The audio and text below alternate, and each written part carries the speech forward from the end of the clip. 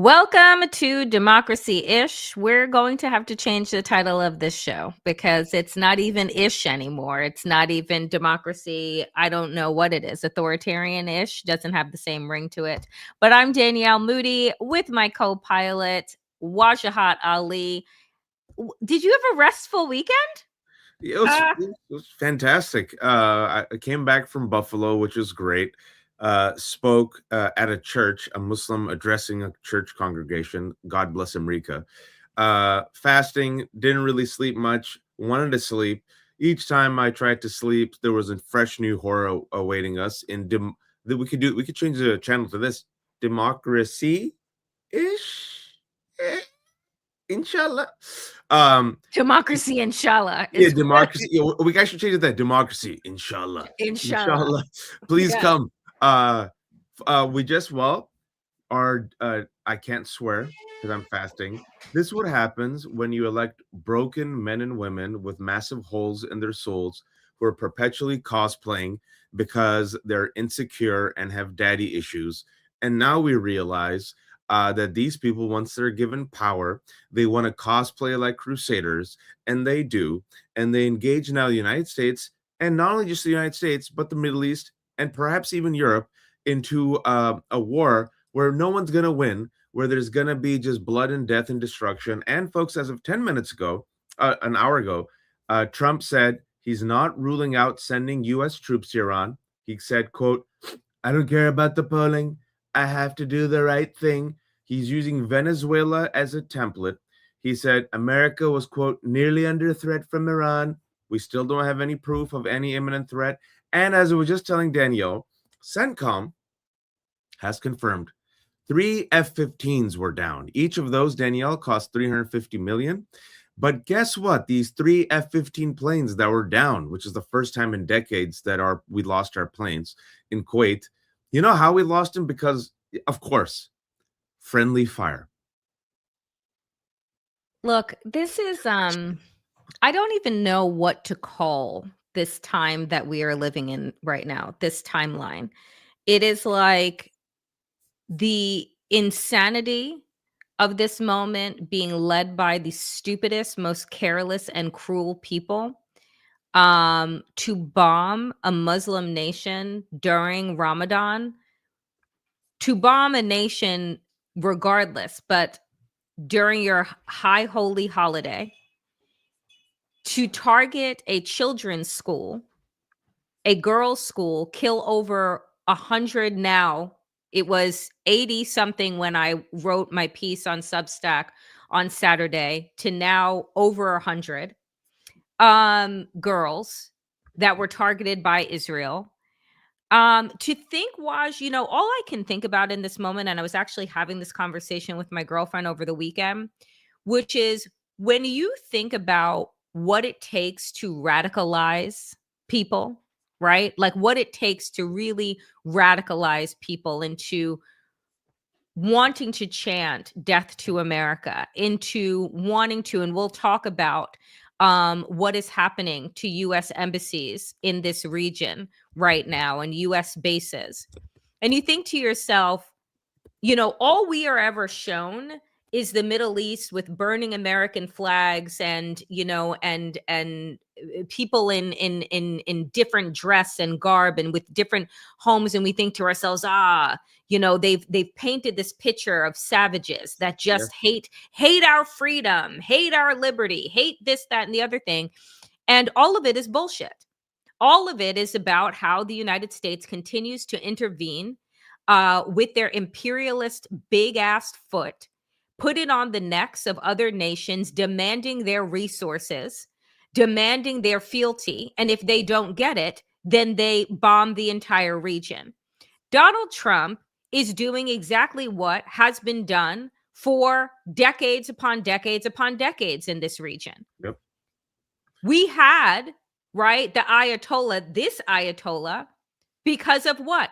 35 years, 36 years previous, the United States did the same fucking thing. Rained down bombs for a regime change that ousted a democratically elected leader and ushered in a religious atrocity that people have been suffering under and have been murdered under for the last 36 years. Who gives America and Israel the right to decide when a regime needs to change? And I'm not at all saying, oh my goodness, what the Iranian people were living under wasn't atrocious, wasn't oppressive. Absolutely, it was. It's why people were protesting and in the streets, and thousands of protesters have died. But my God, who gives us the fucking right?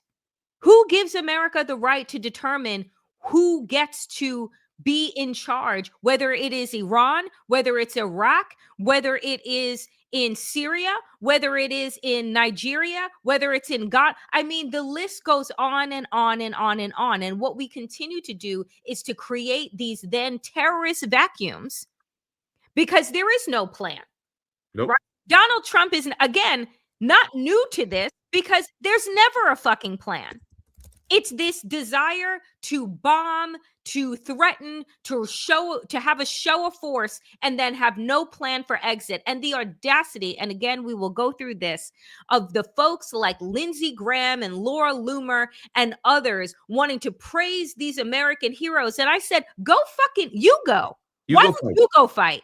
Why don't you go put your grandchildren and your children in the line of fire, and then you get to talk about, oh, the heroes, right? Why don't you get to go do that? You want to drape yourselves in the flag and have no idea what liberty and justice for all actually means, because it sure as hell doesn't mean taking away the power of sovereign nations in order to get what it is that you want. Sorry. Go on. Why are you saying sorry? This moron was 40 minutes late. Now he's addressing the nation, Danielle. So we're just giving it to you live.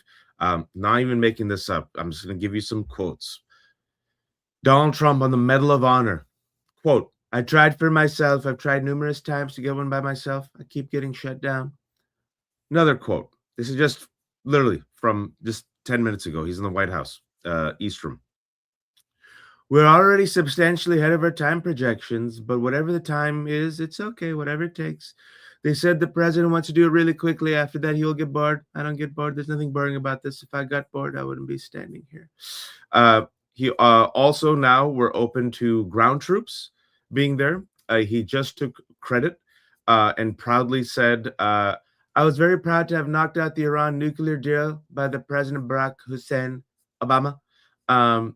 Folks, by knocking out... Oh, I'm so glad that he admitted the fact that there was actually a deal in place that took 2 years to put together, that was bipartisan, that actually had Iran zero down on any of their nuclear ambitions so that we could open up the ability to get them, oh, I don't know, medicine and equipment and fucking food sanctions, yeah. And all of the sanctions, and lift those in this determination. And he blew it up because what?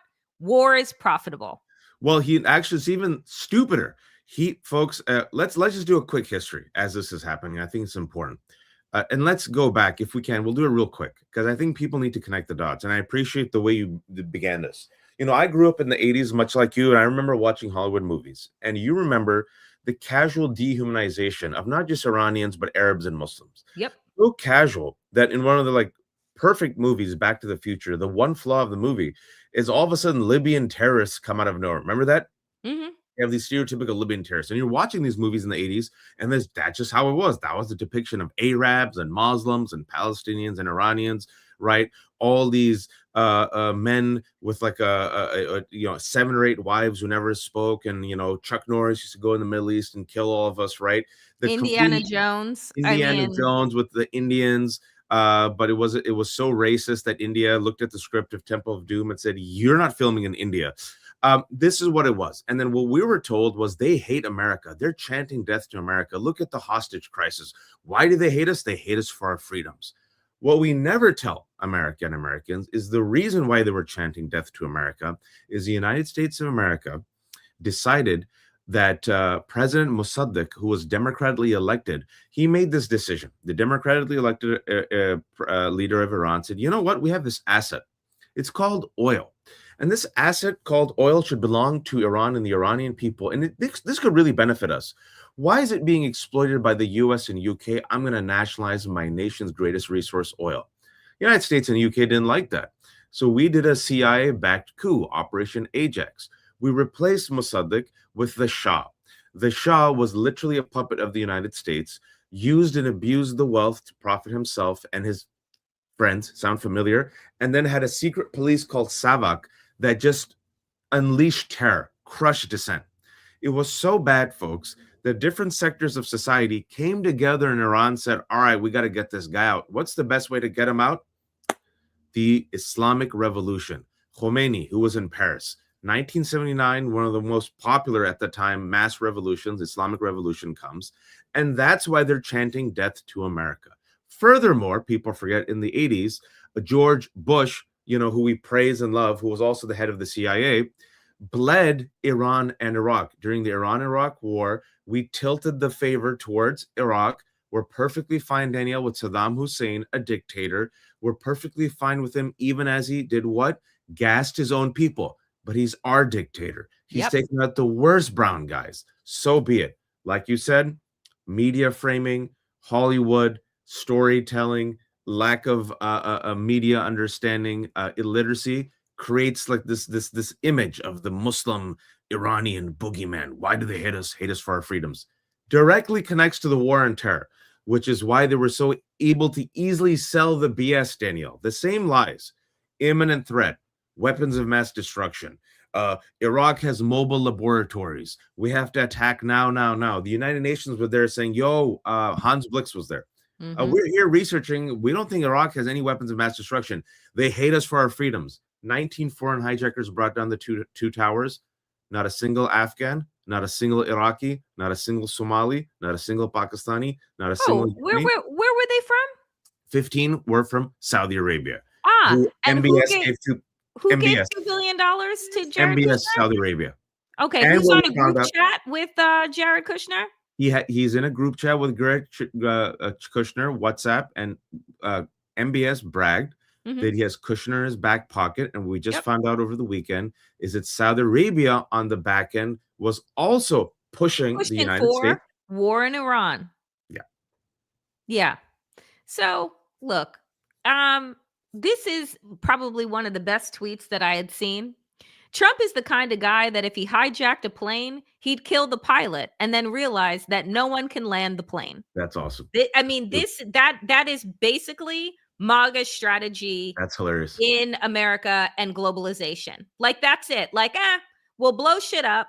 We'll invade places. We'll kidnap their dictators and put them on trial in the United States. We'll blow things up. And then, you know what? Oops. We'll forget. So I want to. Daniel, can I just say this real quick? Please. Just very quick a fact.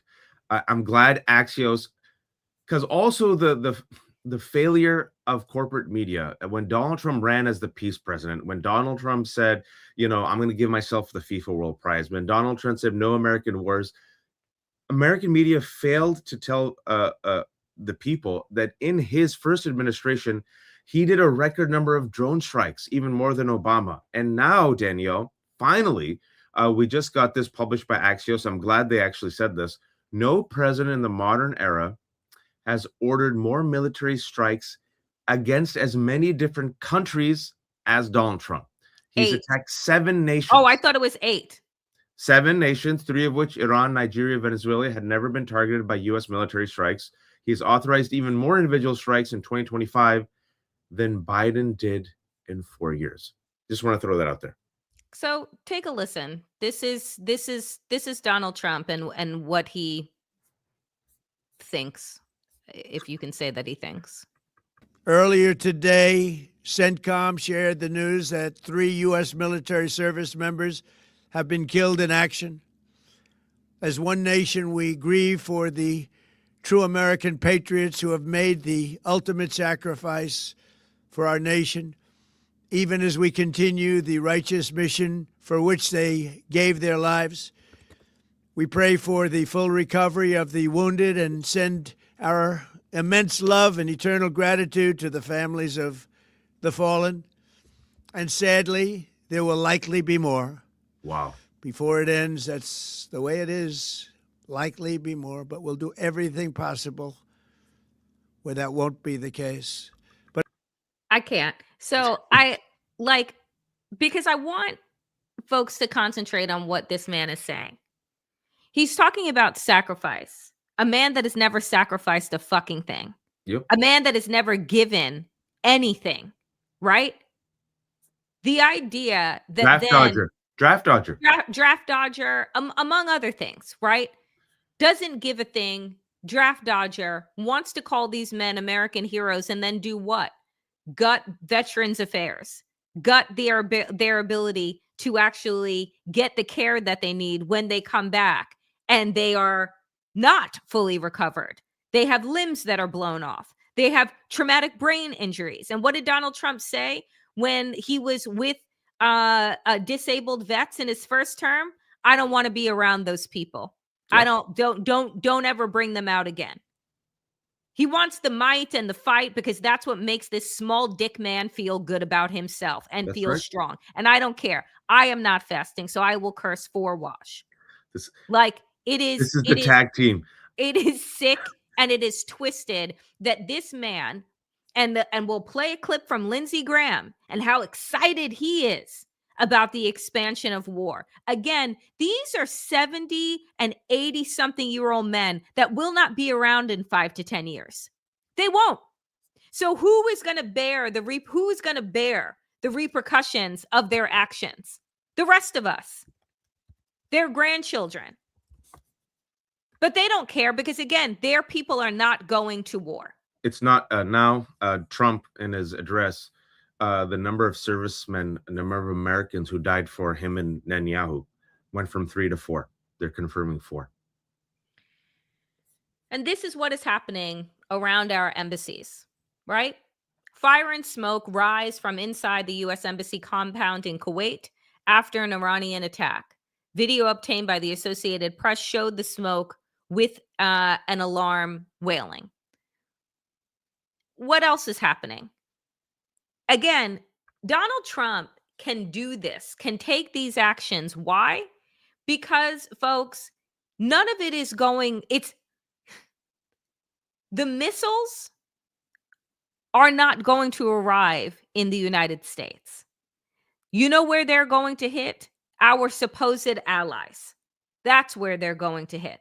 Because the technology, now it is not to say that there is not going to be some type of attack on U.S. soil, but it's to say that the imminent threats that they all lie about and the word imminent that they use, Iran has imminently been putting together a nuclear program for most of our lives.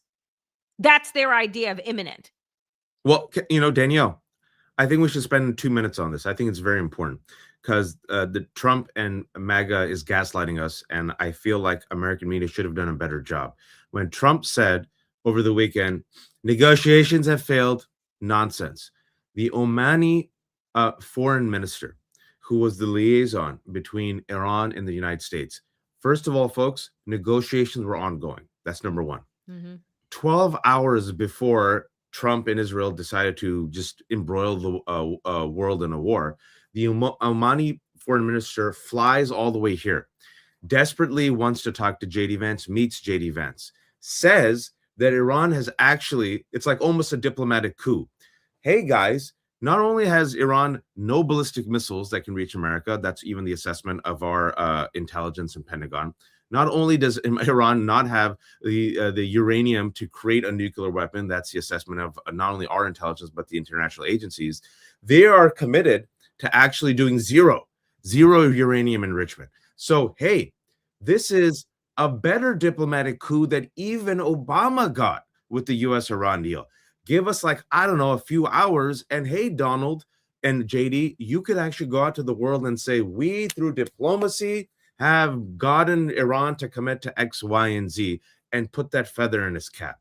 What did they do, Danielle, instead 12 hours later? Bomb. That's what they did. So anytime they tell you negotiations were not underway, I don't know why U.S. media isn't talking about this. The Omani foreign minister literally flies over and tells them, yo, run with this instead, feather in your cap and a win. But that's not, again, that is not the goal here. That's right. We have to understand, and this is what mainstream corporate media isn't going to say, is that the goal for Donald Trump and these warhawks, right, is never diplomacy. Diplomacy does not provide resources. They want to steal. They want to own and occupy. You are dealing with imperialist colonizers. They are dead set on colonizing the world and taking whatever the fuck they want. They do not want negotiation. So anytime that they say that we're in the midst of negotiations, no, they're not. Yeah, they didn't care. Because that is not what's going to feed Blackstone. That is not what's going to feed the war engines that they have all invested in, literally and figuratively. Go see, folks. Go see the interview with the Omani foreign minister. It's worth seeing. And then also just put a pin on this, because you're going to hear a lot of this BS. You just heard it today. Donald Trump 30 minutes ago, as he's about to fall asleep, did not look right in the White House as he addressed the nation. This whole concept of imminent threat, he said it again. Prove it. You literally told the nation that we as Americans were under imminent threat from Iran, which is why you had to join Israel in this illegal preemptive strike, which, as Danielle said, you bombed a school where there's now over 100 girls who are dead, killed. I wonder what their parents will say. They won't say "Long live America." I pretty much guarantee you for the rest of their lives they'll say something else. But our own intelligence said that Iran has not developed ballistic missiles that reach the United States. One. Number two, no nuclear weapons. So, Danielle, can you please tell me what the imminent threat Iran posed to you as an American? Well, let's just see. None.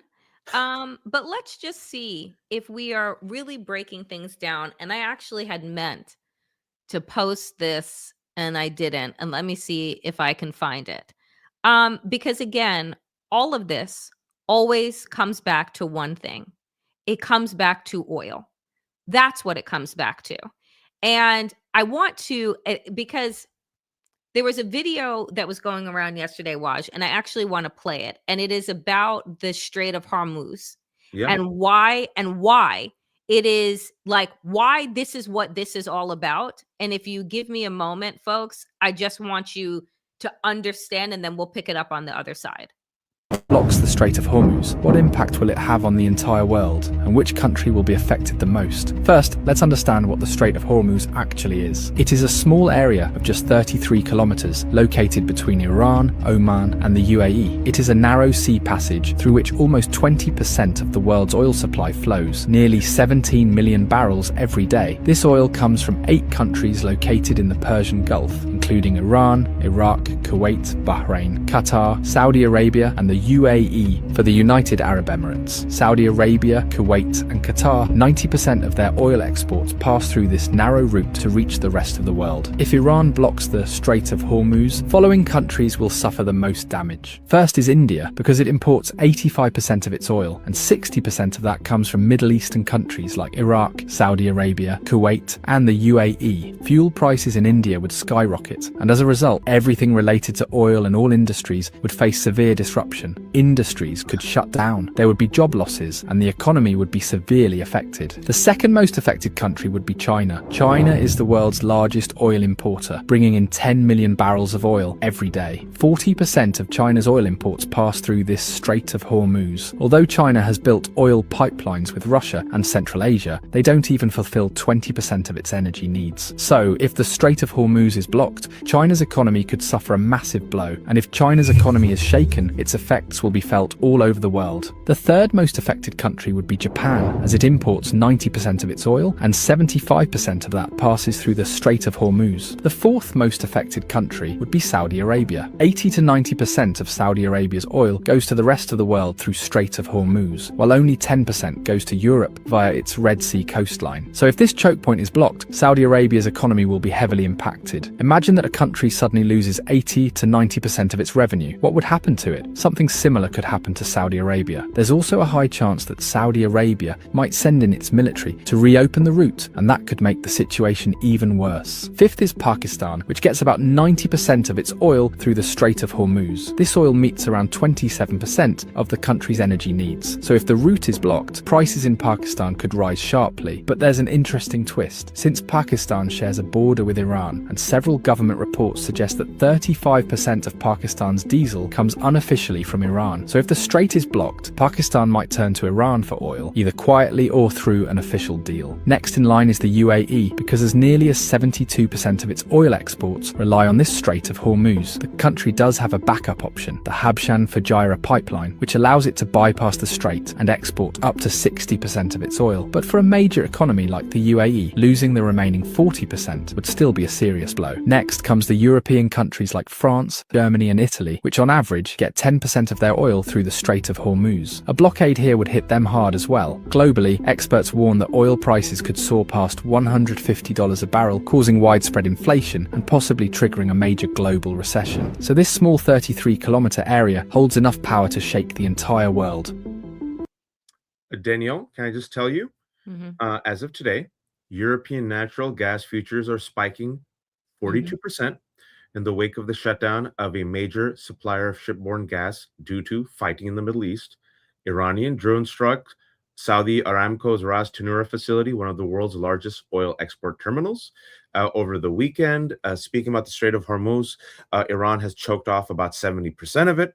I remember I did a tweet, I think on Saturday night. I said, everyone, fill up your tanks. And I think I did give you one data point from yesterday about oil, the markets. I don't know if we have that. Yeah, this was let from me last see. night. Let me see if hold on one second. Keep talking. So, folks, Okay, hold on. in addition to the fact that we have no exit plan, right now Reuters is saying officially the Pentagon has no exit strategy. Here we go. Check it out, Daniel. Tell them this was last Yeah. night. So this, I mean, again, I played that video because I think that we need to understand that at the end of the day, what is this always about? It's always about oil. It's always about money and resources and who owns that stock, who owns the basically the tap, right, for the world's oil. So oil surges and stock futures tumble as US goes to war with Iran. And you can see across the board, everything is down, right? Crude oil going up, Brent crude oil going up. And there's something else that was really interesting about that as well, which was, and again, foreign affairs, not necessarily my bag, follow it enough to be able to make sense of what's going on. Venezuela was first for a reason. There you go. Because the United States needed to own Venezuela. What nations produce the world's oil? In Venezuela and Iran. If you can destabilize, right, Venezuela, take over, because again, who's in control of Venezuela right now? Donald Trump says that he's in control until he assigns, again, another president, a president that will allow them to basically have Venezuela be called the Exxon fucking nation, because that's who he wants to be in control, are all of the oil executives. Remember, though, that some of the oil CEOs said, Venezuela, kind of unstable, really don't want to send our executives and our people there to go ahead and die at the hands of like guerrilla warfare. And also, did you understand that like their infrastructure is kind of fucked and it will take billions of dollars for us and like probably 10 years in order to be able to pump out this non-crude oil that the world actually needs to have their machinery and their vessels and all of these cars and everything like that run? So again, don't really think through a plan. But first on the map was to destabilize Venezuela. Then you move over to destabilizing the Middle East. Is any of this going to come back to the United States? Any of these resources, any of this money? No, because it's a global smash and grab job. Donald Trump is going to destabilize all of these nations, all of these regions with absolutely no plan of how we get out. We are going to see our death tolls skyrocket. We're going to see the prices of everything skyrocket. We're going to see massive war outbreak, right, to open this strait. Otherwise, all of the nations that were in that video are going to be strangled. And again, it's going to reverberate around the globe, because what happens in these areas doesn't just stay in these areas. It is a global community, and we've put everyone now at risk so that they can cosplay as the fucking GI Joes. We're going to explain real quick how it's already reverberated with a few key examples. But to Danielle's point, when it comes to Venezuela, folks, a little data point. Donald Trump has openly said, we're going to take Venezuela's oil. So, all right, they stole Venezuela's oil. They sold it. Where did that $500 million go? It did not go back to America. It's in an offshore account in Qatar. What people need to realize is Donald Trump has been surrounded by remoras. Remoras are these parasites that like attach themselves to the shark. The shark gets cleaned and the remoras go along for the ride and get nutrients. What Miles Taylor, Olivia Troy, and others have said is that essentially Donald Trump, in his demented vulgarity, says, I want Greenland. So they're like, what the, all right, we have to find a way, an excuse to go get Greenland. And then other people say, ooh, Greenland. Yes, rich with resources. We should take Greenland. Go take Greenland, Donald, right? Putin says that to him. You know who else says that to him? The oligarchy, because they want to create their new free city. Where? In Greenland, and test it out. Oh, you want Venezuela? That's right, Donald.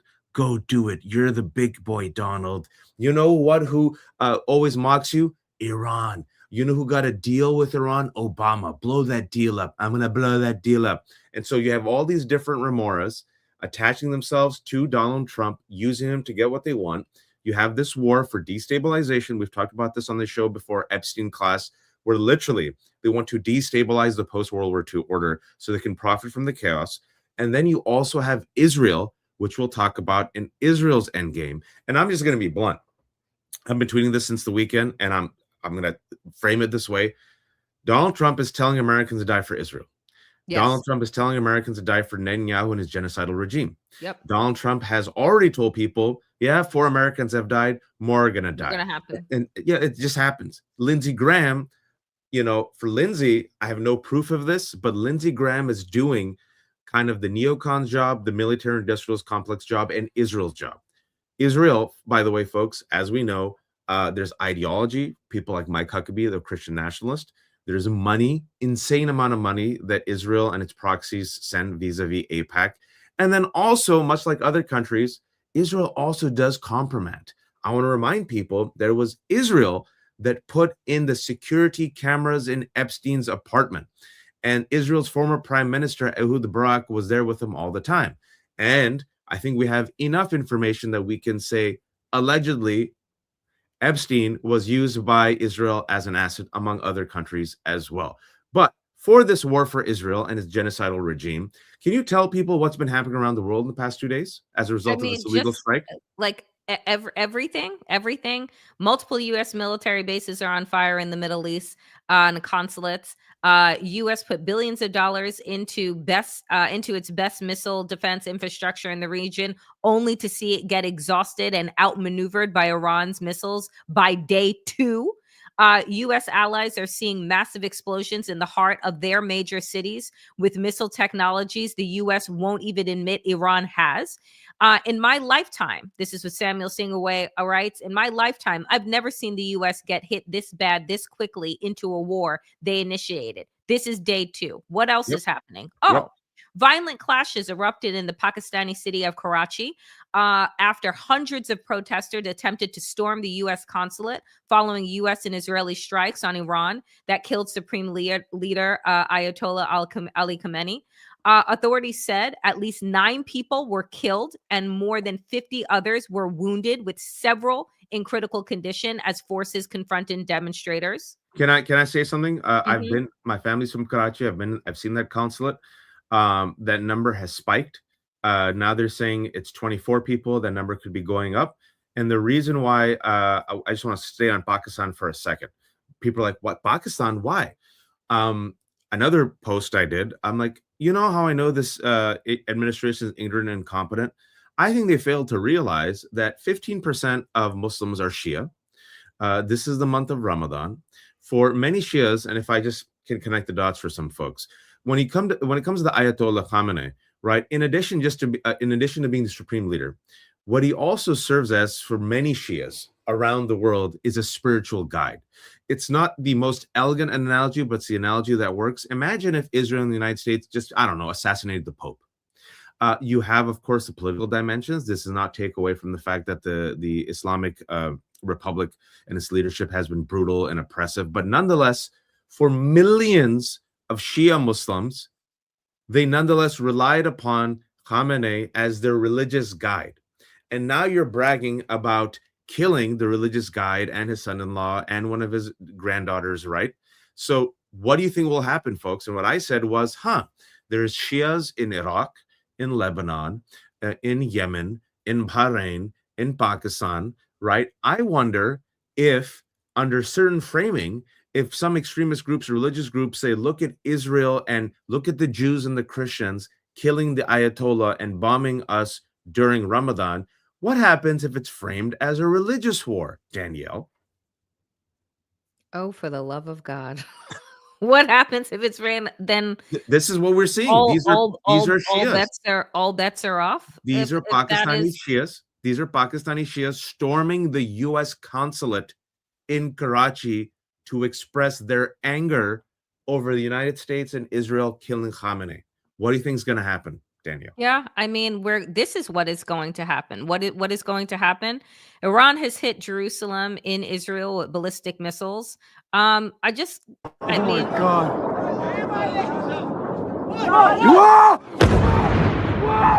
Holy shit! Oh my god! Yo! folks, this is the other thing that I like. Again, thinking about over the weekend. Everybody knows I live in New York City. And as I was like, moving from space to space over the weekend, I'm looking out and I'm saying, attacking Tehran is like attacking New York City on a Sunday, right? Everyone is just going about doing their business, living their lives, right? Because again, the way that the United States, the way that the West has framed the Middle East is as a bunch of savages living in, these dusty desert places that we have nothing in common with, and they're just used to war and being war torn. No, these are metropolises, right? These are built up metropolises with people celebrating birthdays and holidays and living life. And then all of a sudden, there are just drones dropping bombs and missiles from the sky. Imagine you're at like Trader Joe's, walking down the street with your bags, and you look up and everything is being lit the fuck up. I'll be right back, Danielle. Keep going. Correct. But that is exactly what is happening. And so I want you all to put yourselves in these people's shoes in all of these countries, in all of these places, as if you are just literally living your life. You think some people were for the Ayatollahs, some people are not. Some people applaud Donald Trump, some people do not. But the majority of us just want the freedom to be able to live our lives how we want, and that be disrupted by bombs raining down and people fleeing now. Airports being flooded, highways being, traffic jams because people are fleeing and they don't know where to go because where the fuck is safe? Thank you for that. Someone was at the door and had to run get it. Nowhere safe. Nowhere safe. I caught it. And do you have that? Nowhere safe, folks. I think, if I may, the world is a battleground. That's what you're seeing. Asymmetrical warfare. Iran isn't stupid. Iran isn't suicidal. Iran knows it can't take the United States or Israel one-on-one. But now what's happened, Daniel? Because the United States and Israel blew up the negotiations, because the United States and, well, let's be honest, Trump and Israel blew up the U.S.-Iran deal. Because what happened last June, 12-day skirmish war with Israel and Iran, who joined and blew up one of the facilities and said and lied, we obliterated their nuclear facilities. Remember that? Yeah, it was all obliterated. So I don't even know what we're at war. I don't even know why we're at war, because I thought it was a job done. It was on the White House website this weekend, literally. Still, I have to go check if it's still there. And now you killed Khamenei. So to Daniel's point, what's Iran doing now? Iran realizes we do negotiations. Netanyahu, the warhawks, still want us out. We come to the table, they blow it up. Every year, every 6 months, Iran is the subject of more a saber rattling, and Donald Trump does whatever Netanyahu tells him. What's the point? They're just going to do this again in 6 months. F it. So And you killed Khamenei, and our people are pissed. So now we're going to respond. Now, this is how we're going to respond.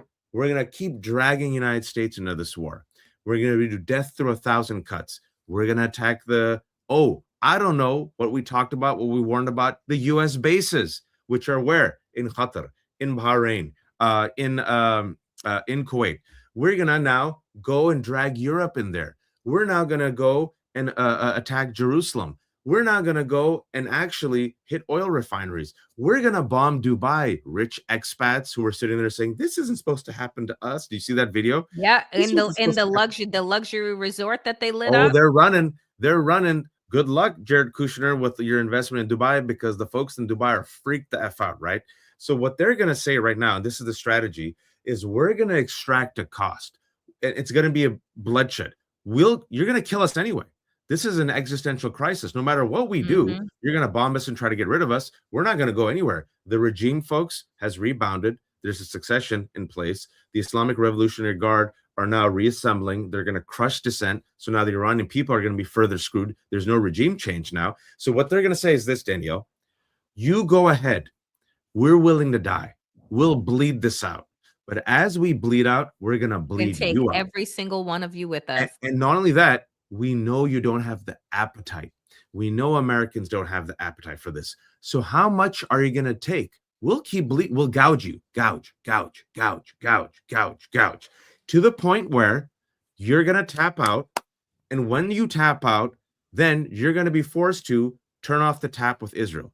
The problem is Israel doesn't give an F, Danielle. Israel will burn the entire world down.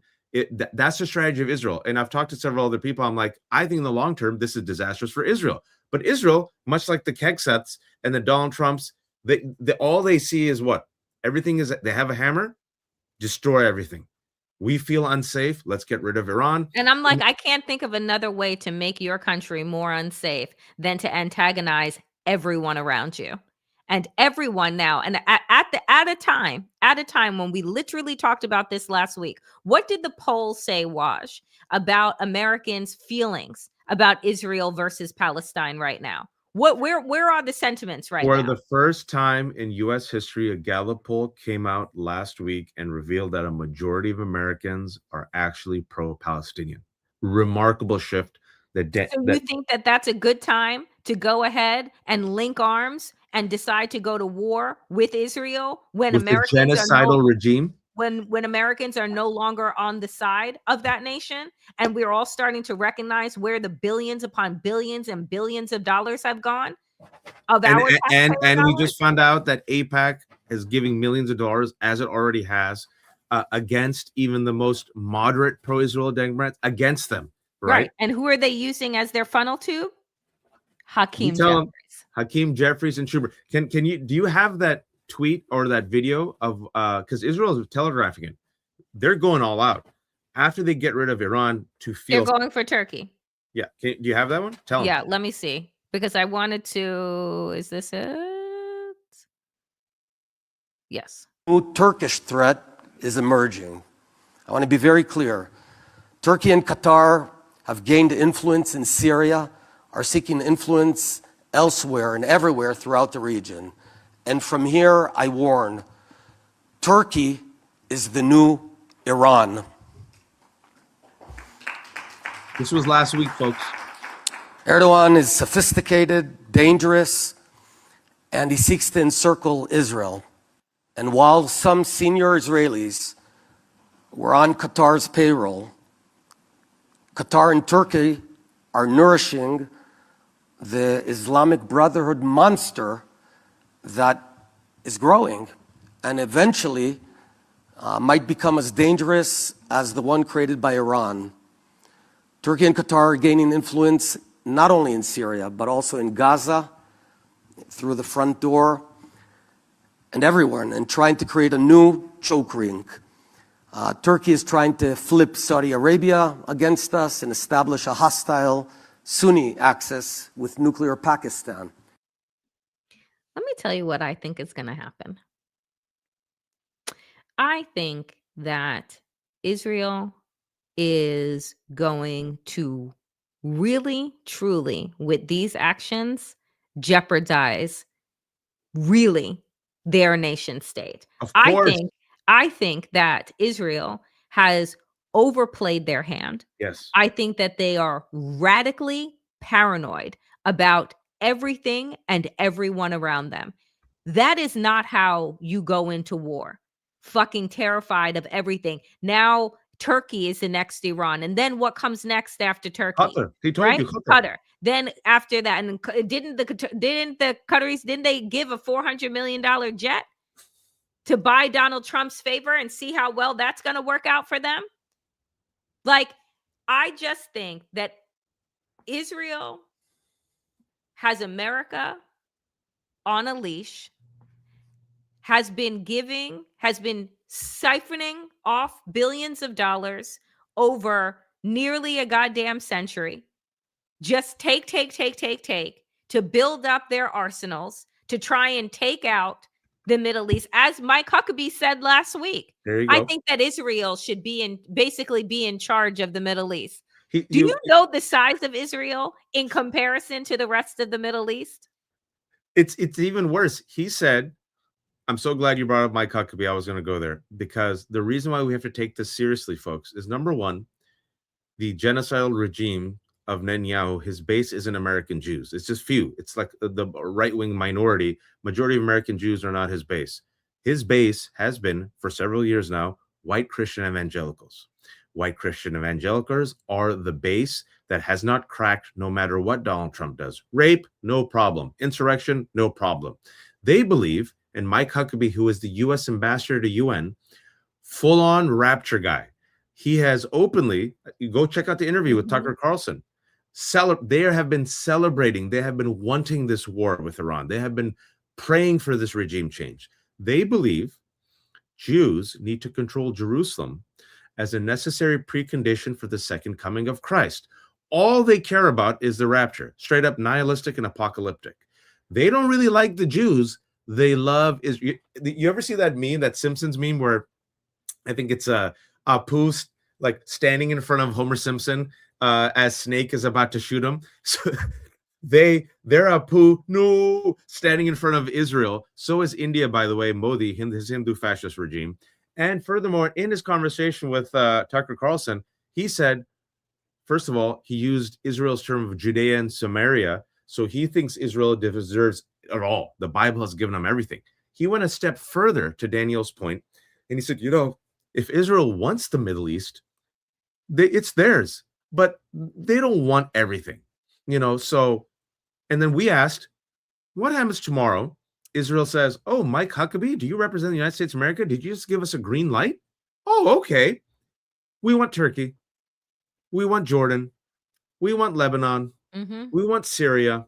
We want Qatar. You know what? Kuwait makes us nervous. We'll take Kuwait. And to your point, Danielle, I've gone to Israel, Palestine 3 times. I've talked. Mm-hmm. I did research there. I did a report there. Your point is key. In order to feel safe, Yep. the Israeli mindset, still suffering from the trauma, the Holocaust, right? It's us versus the world. Band down the hatches. Circle the wagons. As one Israeli, I won't mention him, told me, he goes, I know that that my freedom came at the shattering and expense of the Palestinian people. I know that as I sit here with freedom as a Jew in Israel, my boot is on the neck of Palestinians. However, I'll never forget this, because every colonizer has always talked like this. If I remove the boot that I know is unjustly placed on this neck, they'll come for me. Yeah. I'm afraid they'll come for me. Let me tell you something. Look, this shit is not new. It's actually like millennia old. And when it comes to boots on necks, there is no imperialist better than the United States that has done it. And I just, again, because we're so off our slides right now, but this is what I also want to say about what is happening, because folks, you need to understand the full picture of what is going on. While Donald Trump is now waging war in the Middle East, with his best friend Netanyahu. Homicidal, genocidal nut job. At home, what is Pete Hegseth doing with Anthropic and OpenAI? Pushing them to give us all control over your software so that we can do mass surveillance in the United States and utilize unmanned AI operated missile tech. Anthropic, who, by the way, nut jobs themselves, are like, woo, that's a step too far and kind of out of the boundaries of like even our mission statement. We're willing to walk away from a $200 million contract because we did not sign up to be the surveillance software for the Pentagon so that you can surveil the United States citizens. OpenAI says, well, we'll do it. Like, we're good and we'll keep our contracts. So while Hegseth is trying to bully Anthropic, OpenAI says, "Oh, come, here, we got it. We're good to go." That same day. The same day, folks, they are waging war at home while they are waging war abroad. Everyone is going to be stretched to their maximum and it's all going to fucking combust. There's no exit plan for Iran, much in the same way as there was never an exit plan for fucking Afghanistan, didn't have an exit plan for Iraq. Nope. All of those wars lasted for 10, 20, 30 fucking years. Drained us of resources, drained us of humans. The death toll. And what is Donald Trump doing in the fucking meantime, Waj? Where was he this weekend? Oh, where he was in Mar-a-Lago. Where did they wage war? They put up their little black sheets around Donald Trump at Mar-a-Lago, totally secure location while people are getting their fucking $30 mimosas and canned food that he serves because he has no fucking taste. Partying at Mar-a-Lago while he tells American people there's going to be more casualties because you know what? Freedom is never free, according to Mike Waltz. That's after 3 Americans were killed. That number's now up to 4. Right. Freedom is not free. And then I got to play this clip of Lindsey Graham because I need you to talk about it because Lindsey Graham makes me fucking sick. But again, you have the imperialists looking at the globe as You went mute. As if it is a chew toy to them, just looking at the globe and saying, what can we pick off? President Trump finished the job that President Reagan failed to do. I am a big admirer of Ronald Reagan, but I'm here to tell you that Donald Trump, in my opinion, is the gold standard for Republicans, maybe any president, and when it comes to foreign policy. Maduro, everybody talked about him. Well, Donald Trump's got him in jail. Cuba's next. They're going to fall. This communist dictatorship in Cuba, their days are numbered. The Iranian regime, the mothership of international terrorism, is about to collapse. The captain of the ship, the Ayatollah, is stone cold dead. Cuba is next. As U.S. and Israeli missiles fell on Iran this weekend, just weeks after Donald Trump ordered a lightning strike that put Venezuela's president in a New York City courtroom, Trump is already eyeing his next target, Cuba. The president is feeling like, I'm on a roll. This is working, one administration official told me. That was over the weekend. A lot can happen in a day and a half, especially when you realize, whoopsie, my decision to join Israel in this strike without an exit plan might have made things worse. Now reports are coming that within the administration, there's paranoia and fear because they have no exit plan. This is spiraling out of control. They've seen the latest polls. People are pissed off. Their allies are pissed off. U.S. bases are being attacked. 3 fighter jets went down thanks to friendly fire.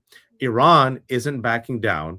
And now, to save face, Donald Trump wanted to say, okay, I've done the job. I killed Khamenei. Okay, Khamenei, whatever. Okay, Iran, go ahead. But now he can't. So now there's no exit plan because they've killed U.S. troops. So now the hawks, the chicken hawks, in America are like, wow, come on, Mr. President, go all in, dig down. What could go worse? It's not like we learned anything from Vietnam or Iraq. So now what's going to happen? More and more death from these draft dodgers. But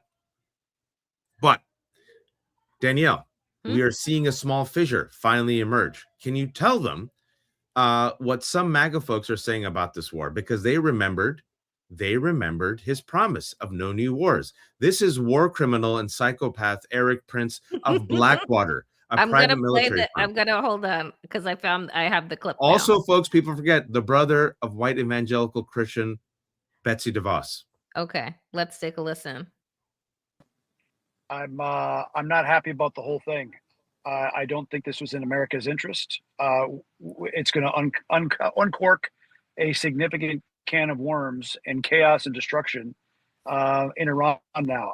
Who takes over? You still have tens, hundreds of thousands of IRGC people that will be positioning to be number two, to be the next rulers of that country. I don't see how this is in keeping with the president's MAGA commitment. I'm disappointed. When you lose Eric Prince. Right. And so there are some, like Laura Loomer, who are absolutely thrilled, and they're just so quick to call the deaths of people that they don't know, don't care about, whose families they don't give a fuck about, heroes. And then here comes Marjorie Taylor Greene, which I just have to read part of this because this shit cracked me up. Marjorie Taylor Greene says about Laura Loomer, quote, "This bitch is celebrating the death of American military members and thanking their families for their blood sacrifice. Loomer lost 2 congressional races because nobody respected her or valued her enough to elect her. But this is who Trump takes late night calls from and laps up her praise and worship. Loomer hated Charlie Kirk because he spoke out against the war with Iran the same way I do. War with Iran is America last, and we voted against it the same way voters voted against Laura Loomer twice. And now Americans are once again coming home in flag-draped coffins from another stupid, pointless foreign war for foreign regime change on behalf of Israel. And Laura Loomer demanded it and begged for it. Sign up for the military, Laura. Go to the front lines, Laura. Maybe then they'll give you a gun. You don't love Trump enough unless you go fight Iran yourself." Latest polls came out, CNN poll as of today, 59% disapprove, only 41% approve. Other polls have the approval rating lower. Reuters poll yesterday, only 27% of Americans approve, 43% disapprove. Guarantee you by the end of this week, those numbers go up. For context, for those who don't know, each time the United States does a shock and awe campaign in the Middle East, it's bombed Muslim majority countries my entire life. They start from a position of strength, 70 to 80% approval. He's starting from a position of weakness at nearly 60% disapproval. And that was before it was reported that 4 Americans have died. Danielle, do you think he will win over the people on this? No, but I also have another question, Waj. Where are the Democrats? And why do the Democrats seem so quiet right now? And maybe you would like to tell folks why the Democrats are so quiet right now. Let's spend a couple minutes on this. Mm-hmm.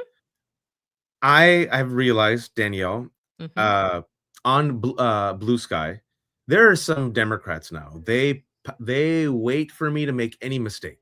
They pile on, much like MAGA piles on me on Twitter. Now I realize, Danielle, I've poked the bear on Blue Sky when it comes to Blue Anon.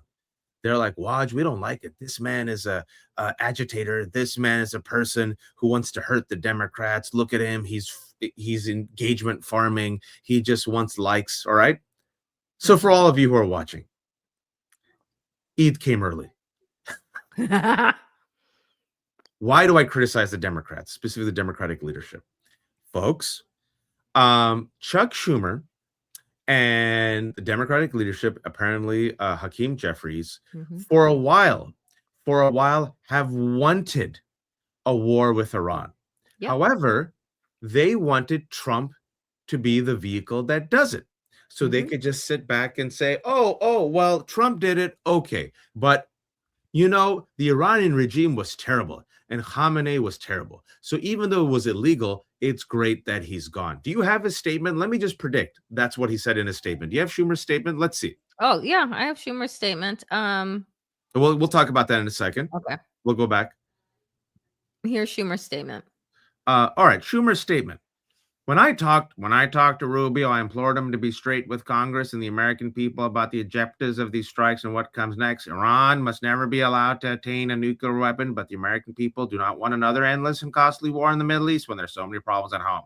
The administration has not provided Congress and the American people with critical details about the scope and immediacy of the threat. Confronting Iran's malign regional activities, nuclear ambitions, and harsh oppression of the Iranian people demands American strength, resolve, regional coordination, and strategic clarity. Unfortunately, President Trump's fitful cycles of lashing out and risking wider conflict are not a viable strategy.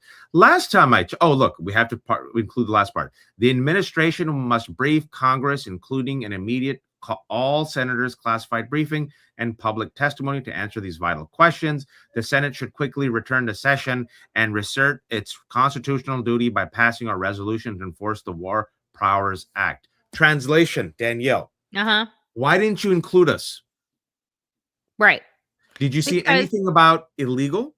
Did you see anything about destabilizing? Did you see anything about where's the exit plan? Did you say anything about, not joining Israel? Did you see anything about Donald Trump blowing up the U.S.-Iran deal? What did you see instead? Hey. Why didn't you ask us to do this? Oh, by the way, here's a paragraph from AIPAC about how evil Iran is.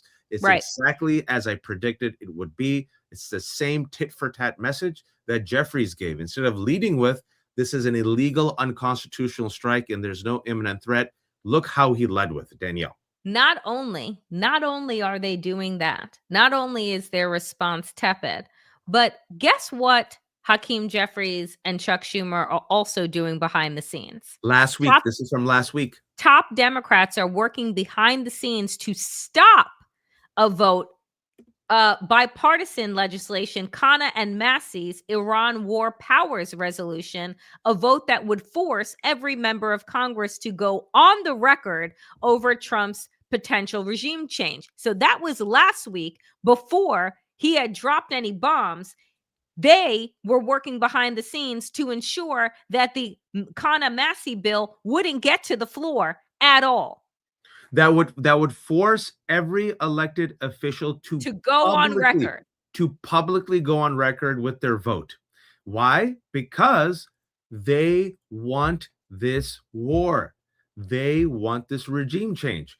We're just giving you facts, folks. Here is Chuck Schumer in January 28th. Chuck Schumer, February. This is him on Sunday at a breakfast gathering of Jewish leaders in New York City. He has not walked it back. He knew there were cameras. This is what he said. I have many jobs as leader, and one is to fight for aid to Israel. All the aid that Israel needs. He is your senator, Danielle, of New York. Yep. How do you respond to that comment? Fuck off. Because you've been my senator my entire life. And I wish that you fought for New York and made sure we got every dollar that we deserved, as opposed to fighting for Israel's dollars that they deserve that they actually don't. And folks, I know that we're running over time, but I want to begin our closeout with, again, all that is at play right now. Waj, remind folks what Donald Trump said last year when he met with Zelensky in his tacky ass flea market looking fucking Oval Office. I've been keeping this one in my back pocket for a year, Danielle. He said, during the war, you can't have elections. So let me just see, 3.5 years from now, if we happen to be in a war with somebody, no more elections. That's good. And Zelensky and other reporters chuckled nervously.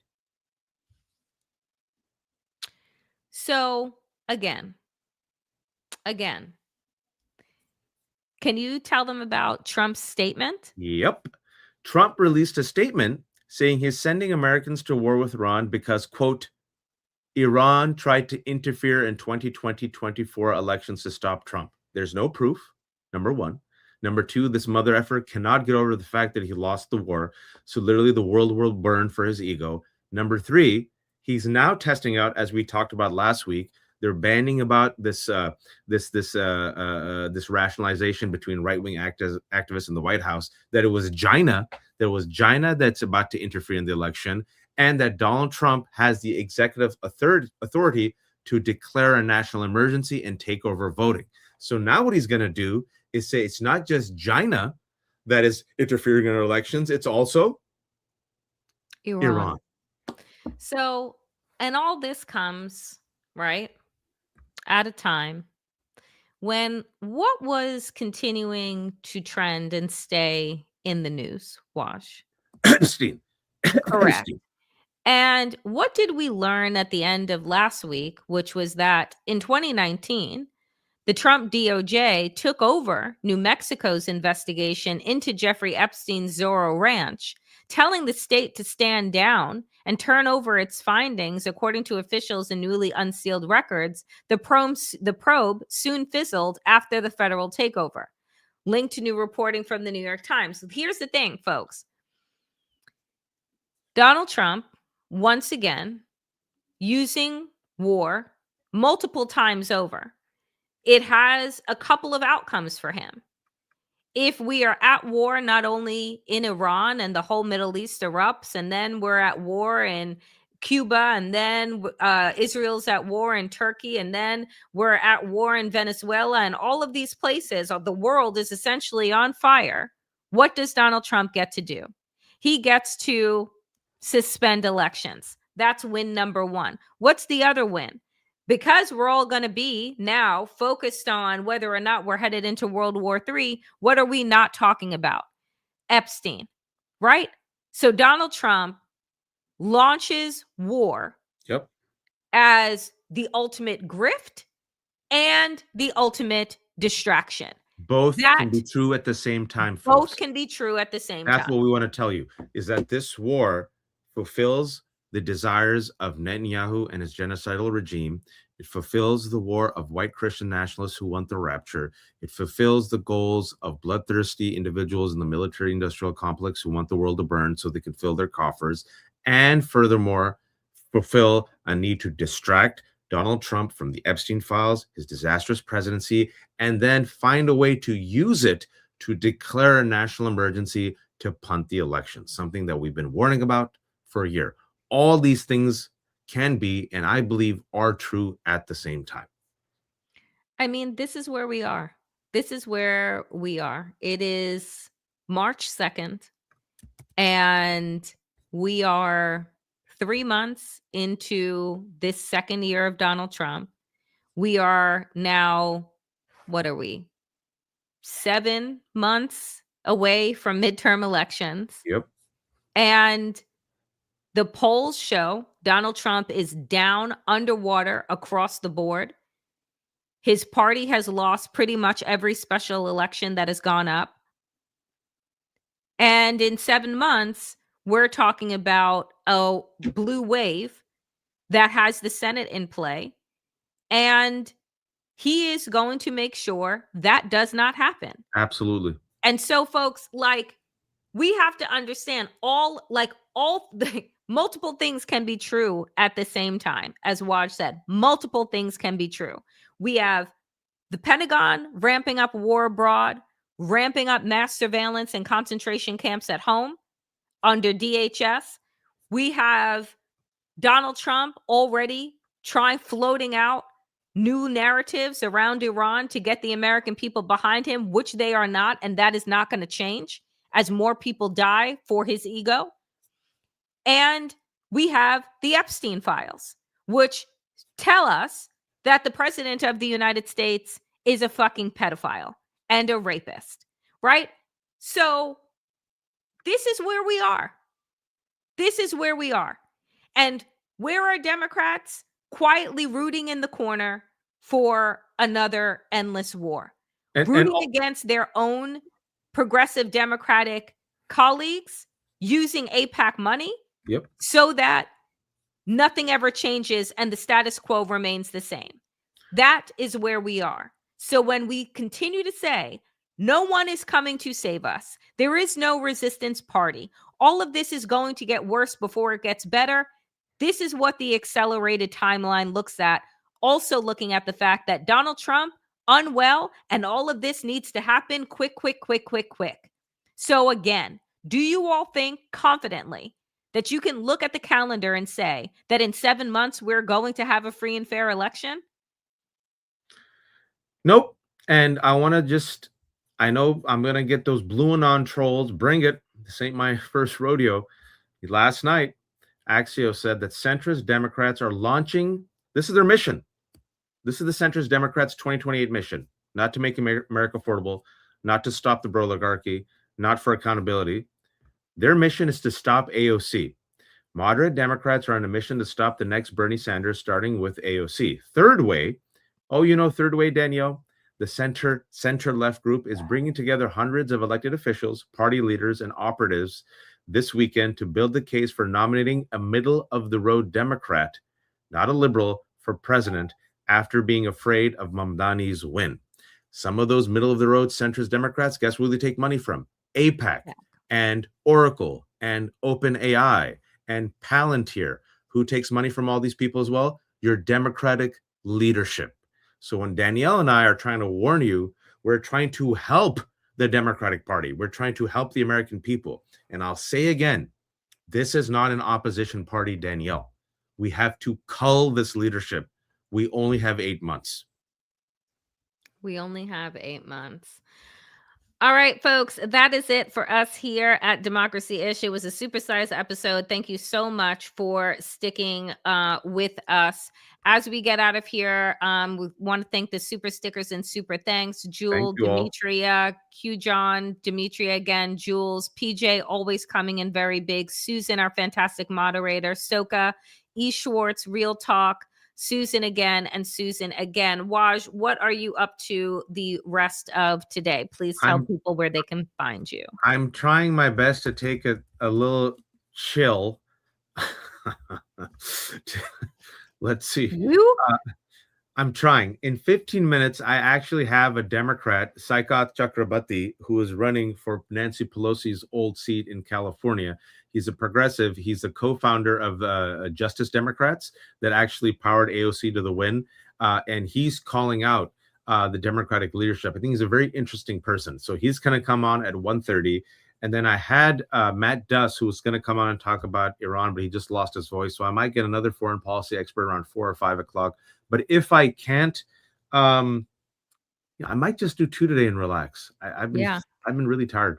By the way, if you do end up talking to Matt Duss, that is who took me to Israel and Palestine. Oh, you went to Israel, Palestine with Duss. That's fantastic. We should talk about that. He was my co-author, one of my co-authors of the Center for American Progress study I told you. So he'll share stories. He'll corroborate. So when he was heading up the Foundation for Middle East Peace, that is who put together the cohort that I went to Israel and Palestine with in 2015. Great. And folks, I have shared with you Danielle Moody's fantastic Substack. That Substack is called Damn Digest. It is free, much like the left hook, because we're bad capitalists. Actually, we could be better capitalists. We choose, like fools, much to the chagrin of our immigrant parents, to give up money because we believe you all deserve this free content. I hate the word content, but I just can't stand. I don't know. I don't want to judge. I don't like when people have scoops and they have important information and they hide it behind paywall. Folks, we have democracy. What are we doing? So even though it kind of hurts us, it's very deliberate and intentional. We know times are tough. That being said, we depend on the kindness of our viewers. If you have a few bucks, give it to Danielle at Damn Digest. Become a paid subscriber. Also subscribe to her YouTube channel. I also have a YouTube channel. It's free. The Left Hook is free. And someone said, yes, Danielle, I was supposed to end this special a month and a half ago, but yesterday, I got an email from someone who said, watch, if you still have that $3.75 special, I can become a paid subscriber. I'm like, freaking fine. So I just extended it for a month. I don't want to, but I launched a new one as well. Yeah, 20% off. What's wrong with this? It's 20% off for the month of March to become a subscriber at the Damn Digest. Do take it up. Mine is a forever 25% off. It's the lefthook.substack.com/special. And then it means, I think for me and Danielle, it's $3.75 a month forever. So if you have that, if you feel like all the time you spend with me and Danielle is worth less than a cup of a latte at like a mediocre coffee shop, if we're worth a mediocre coffee. medium latte, become a paid subscriber. Danielle, what do you have up next? I will be up at the Danielle Moody Show 5 p.m. today. Friends, I'm actually toying with going a bit early. We'll see, because I have a conflict later this evening. But don't worry, you will have content from me. Someone's asking, what's your link for your special? Oh, what's the link for my special? Pause, please. Because I made it so that it would be easy for me to remember, but I still forgot. You know what? You could do? What is it? Just to help you. I think it's Danielle. What is it? The Substack is Danielle Moody. I love how I know it. It's daniellemoody.substack.com/ You should just change it to special. You should change it to special to do it. /damn. I think it's damn. I think it is damn special. Let me do it for you. Can you see? Folks, this is why we're bad capitalists, because everyone else has this shit like on the tip of their tongue. Me, and you don't even have it. You don't even have it on your. You're killing me. You're killing me, Smalls. I know. Okay, damn sale. That's what it is. Or wait. Now I'm so invested in this. Damn sale. That's it. All right, here, and I'm gonna put it in the chat. Danielle, you need a QR code. I know. Okay, it's daniellemoody.substack.com/damn sale. That's comedy. Thank you all for watching. We'll be back for our Wednesday midweek check-in on Substack. That'll be. Who knows what fresh hell will be happening then? Oh. Well, actually, let's end on a good note. Did you see? And I knew this was. I had a feeling. SAG so the Actors Awards are known as the SAG Awards. That's where the actors vote for the acting awards, and usually it's a good precursor, very good precursors, like 90%, 95% batting average of who's going to win the Oscars. At the end of the day, who cares, folks?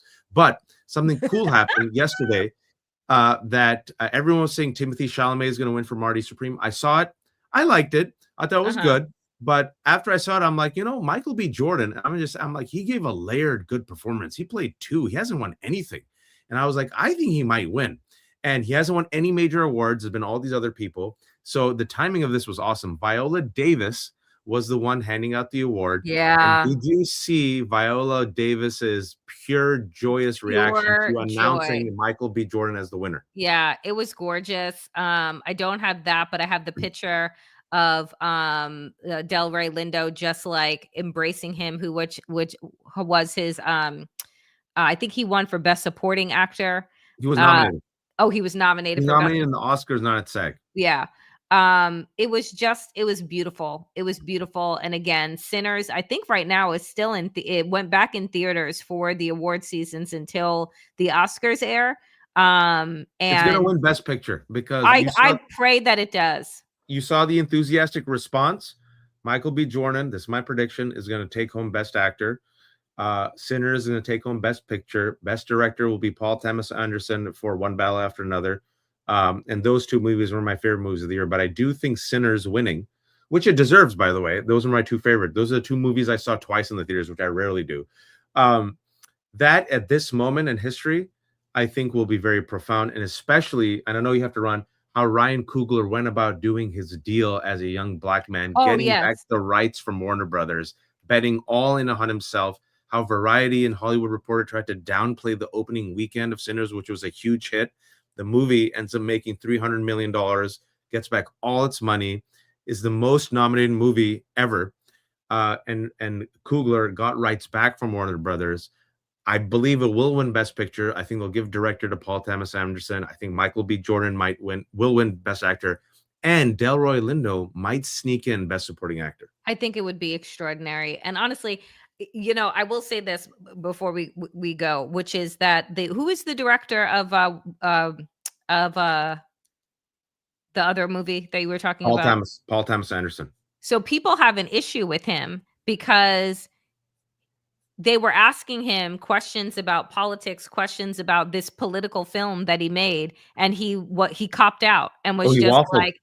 like, I'll let the film speak for itself. And it's just like, so you write this film about revolutionary acts, and we're in this moment, and we're asking you about your reflections on it, and you cop out. Got it.